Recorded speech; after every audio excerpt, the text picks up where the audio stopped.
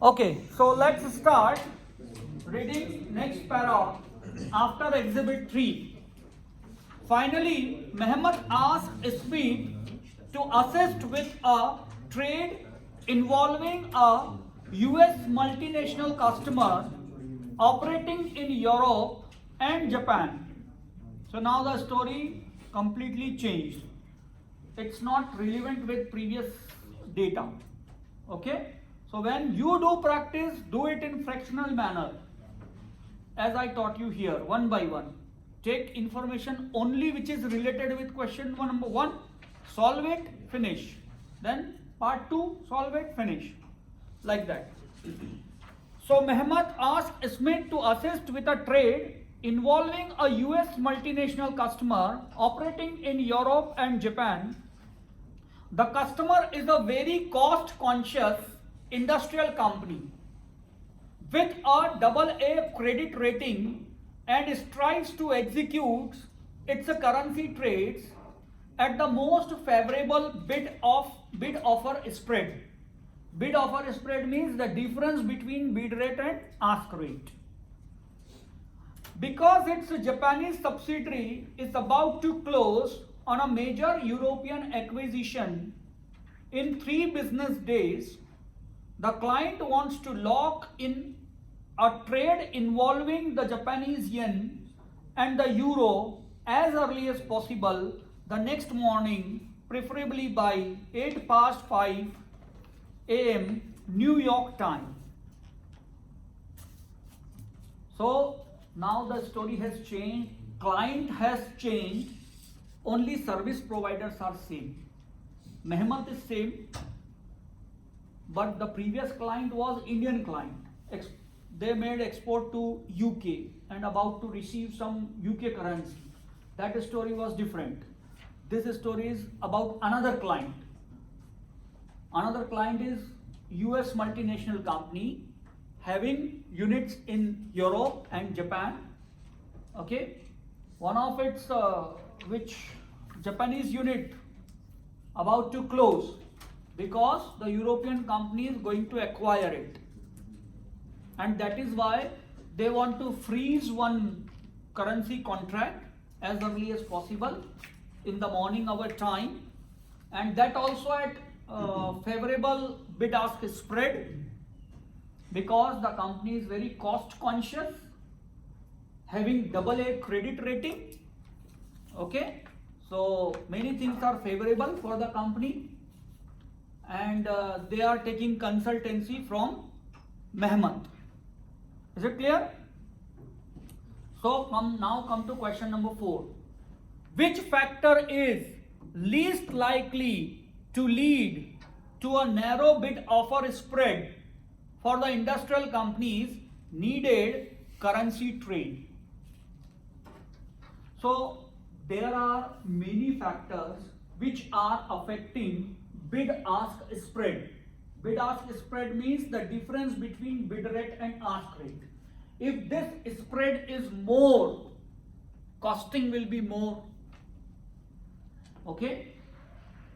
And if spread is less, costing will be less for the client. That's why they want narrow bid ask spread, least bid ask spread. Okay? So first of all, let's say in the question one factor is already given, credit rating. If the credit rating of the client is very good, AA, what they told us? AA or A++ or something like that, AAA or something like that. If credit rating is good as compared to others, then you might be having favorable bid ask spread or less bid ask spread as compared to others, those who are not having good credit rating. Because everyone wants to deal with the company, those who are having good credit rating, and make the terms favorable for them. It's clear? Another thing which is given here in the question, the time of the trade. Time of the trade.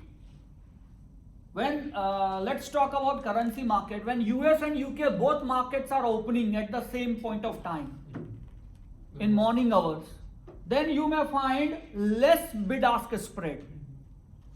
And when you see the market at the later point of time during the day, you will find more bid-ask spread, because sometimes US market closing and UK market remains open because of timing difference.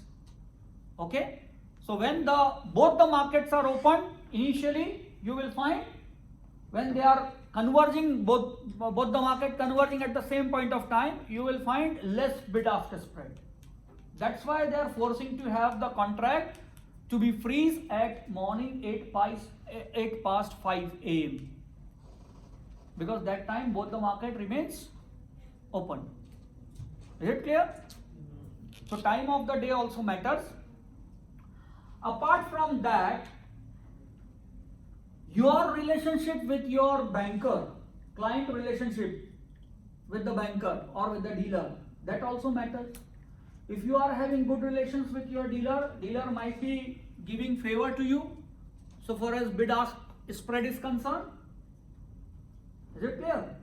But suppose if you are cancelling again and again your contract with the dealer or banker, then they may not favor you. Okay. Another thing, size of the contract. If you deal in a big volume, like volume is very high for your contract size is very high, then you may find less bid-ask spread. But if you are asking for a very less quantity, less volume, very lower contract size, then you may find unfavorable bid-ask spread, maybe more. Is it clear? It is simple, very simple. If you go to any, daily, weekly vegetable market, fruits market, if you ask for 1 piece, they will quote you higher rate. If you ask for 1 kg, they will give you discount, simply. Okay? Same thing applies here. Another thing, currency involved. Which currency is involved in the trade? That also matters a lot. If you are asking from a bank to give you Swiss franc, they will not give you favorable bid-ask spread as you wanted.